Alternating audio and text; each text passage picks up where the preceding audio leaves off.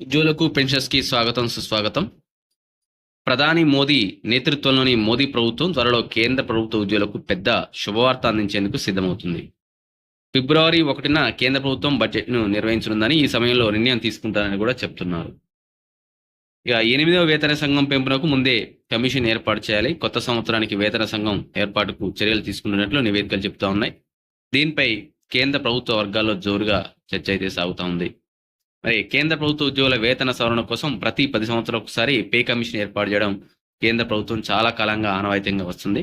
మరి చివరి pay commission వచ్చేసి 2015లో ఏర్పడ్డది. మరి అదేవిధంగా ఈసారి 2025లో ఆ లోపే కమిషన్ ఏర్పాటు చేయాలని చెప్పేసి అంటున్నారు. మరియు ఈ కొత్త పే కమిషన్ జనవరి 1, 2026 నుండి అమల్లోకి వస్తుందని కూడా చెప్పబడింది. అట్లాగే 2016లో ఏర్పడినటువంటి పే కమిషన్ కనీస వేతనాన్ని నెలకు 7,000గా నిర్ణయించింది. మరి ఇప్పుడు 18,000 నుంచి అంటే దాదాపు 18,000 వరకు పెరిగింది. ఇప్పుడు ఆ కనీస వేతనం అనేది 18,000 వరకు పెరిగింది. కేంద్ర ప్రభుత్వ ఉద్యోగులు అంటే సీనియర్ అధికారులు గరిష్టంగా 2.5 లక్షలు శాలరీ, అంటే కనిష్ట వేతనం వచ్చేసి ప్రజెంట్ 18,000 ఉంది. గరిష్ట వేతనం కాస్త 2.5 లక్షలు ఉన్నదన్నమాట. మరోవైపు 8వ వేతన సంఘం ఏర్పాటుపై కేంద్ర ప్రభుత్వం ఆలోచించలేదని కేంద్ర రాష్ట్ర ఆర్థిక మంత్రి రాజ్యసభలో అన్నారు.